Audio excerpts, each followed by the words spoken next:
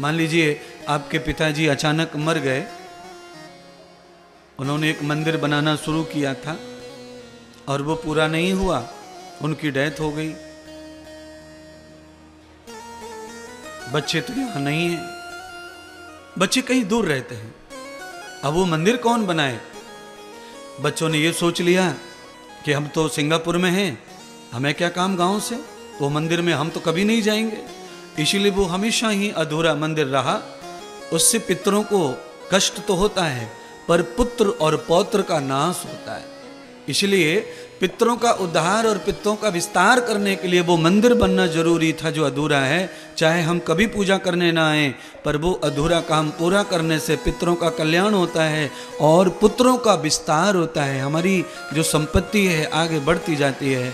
बच्चों के बच्चे, बच्चों के बच्चे, बच्चों के बच्चे होते चले जाते हैं। घर में फिर कोई बहू बांझ नहीं रहती है। इसको विस्तार कहते हैं।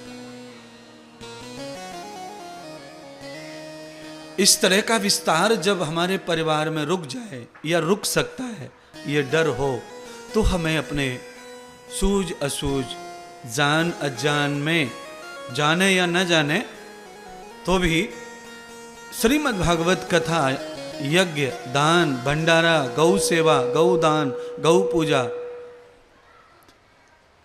सीटी सीटी मार रहा है, ये करते रहना है। हमें पता नहीं है कि हमारे पितरों का क्या हाल है, तो हमें पता लगाना भी नहीं है, क्योंकि पता मिलेगा भी नहीं। पितरों का मरने के 1 सेकंड बाद हम ये नहीं बता सकते कि मरने वाला कहाँ चला गया। कोई पंडित, कोई ज्योतिष, कोई ज्ञानी, कोई सैटेलाइट, कोई नहीं बता सकता 1 सेकंड बाद कहां गया मरने वाला, किसी को नहीं पता। तो इसलिए हमें खोज करने की जरूरत नहीं है कि हमारे पितरों का क्या हुआ क्या नहीं हुआ। केवल पितरों के निमित्त, चाहे उनको स्वर्ग मिला, चाहे बैकुंठ मिला, चाहे भगवती का धाम मिला, चाहे वो कितने भी संपन्न लोक में हैं, चाहे वो स्वयं देवता बन गए हैं, तो भी उनके नाम का एक भागवत जरूर होना पूरी जिंदगी में, बच्चों के माध्यम से, पुत्र के माध्यम से, पुत्री के माध्यम से, प्रपौत्र के माध्यम से। 3 पीढ़ी में कोई भी कथा करे, पितरों के लिए भागवत कथा बहुत आवश्यक है, अवश्य करनी चाहिए। तम वेदम यथा न वैतरण युक्ताम फाल्गुनी यथा न सरितो वहितम ये वेदेव दर्शनम। फाल्गुनी नदी पर श्राद्ध करना आवश्यक है और वैतरणी में गौदान करना आवश्यक है। जीवित या मृत दोनों तरीके से अपने माता पिता के नाम से गौदान अवश्य करें। गंगा, यमुना, सरस्वती, कावेरी, क्षिप्रा, नर्मदा, कृष्णा, गौतमी, गोमती, गोदावरी, इनमें से किसी भी नदी का पूजन करें पितरों के कल्याण हेतु। द्वैतम न वेदितो सर्वम।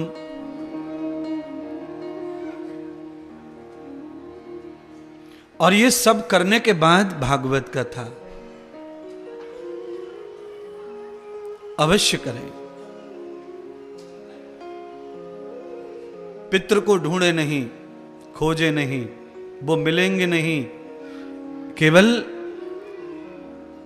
नकली या असली जो परंपराएं हैं उसमें से कुछ मान्य हैं और कुछ अमान्य हैं।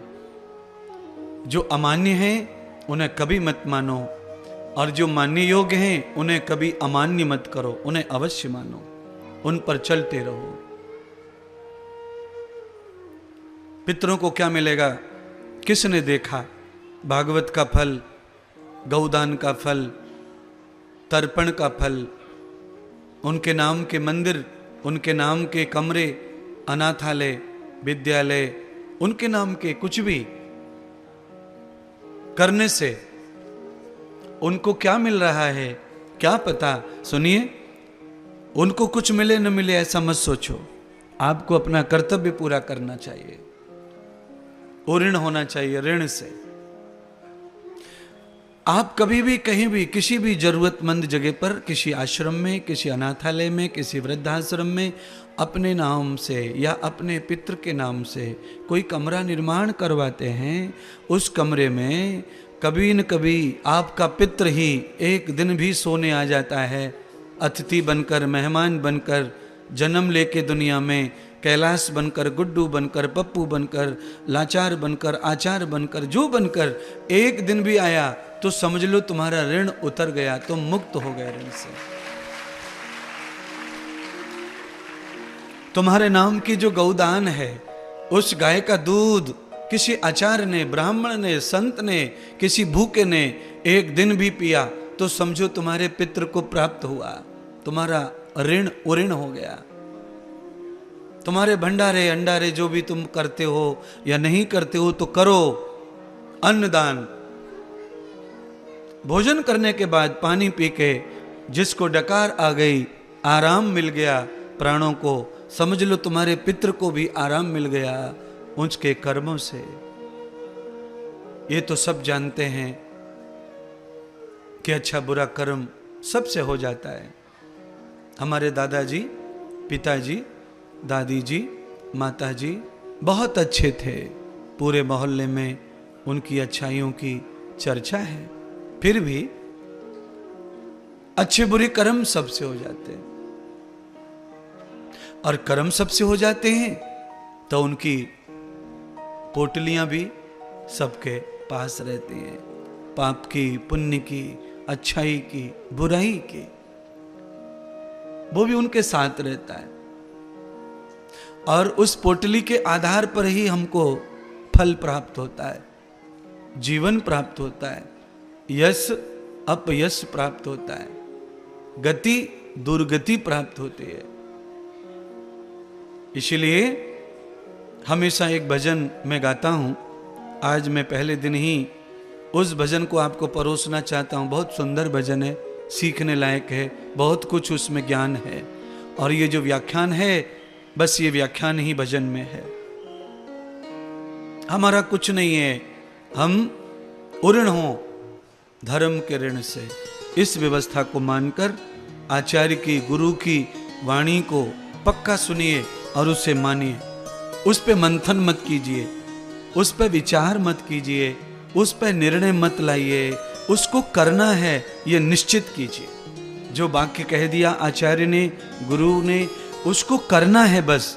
उसमें लेकिन परंतु अगर मगर मत करो, अगर मगर लेकिन परंतु, ये सब पाप की ओर हमें खींचता है।